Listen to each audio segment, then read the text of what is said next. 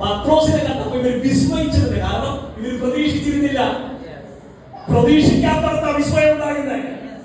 Hello, പ്രതീക്ഷിക്കാത്തടത്ത വിസ്മയം ഉണ്ടാകുന്നത്. ഇന്ന് പകൽ പരിശുദ്ധാത്മാവിൽ ഒരു ദൂതിനെ കൂട്ടിച്ചേർത്ത് പറയാ, വിസ്മയിക്കത്തക്ക നിലയിൽ, വിസ്മയിക്കത്തക്ക നിലയിൽ പ്രതീക്ഷിക്കാത്ത ചില വിഷയത്തിനകത്ത് ദൈവത്തിന്റെ ഇടപെടൽ, ദൈവത്തിന്റെ വിടുതൽ ഈ ദിവസങ്ങളിൽ നിനക്ക് വേണ്ടി ദൈവം ചെയ്യുന്നത്.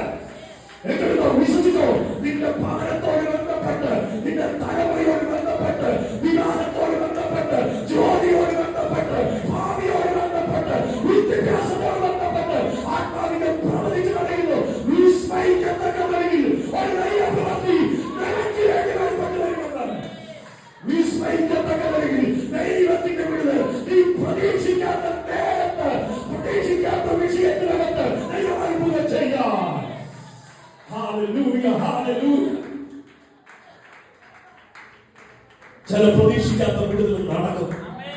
ഇന്ന് പകൽ ആത്മാവിനോട് പറയുന്നു, ചില കുടുംബത്തിനകത്ത് പ്രതീക്ഷിക്കാത്ത വിടുതൽ നടക്കും. ചില തലമുറയ്ക്കകത്ത് പ്രതീക്ഷിക്കാത്ത വിടുതൽ നടക്കും.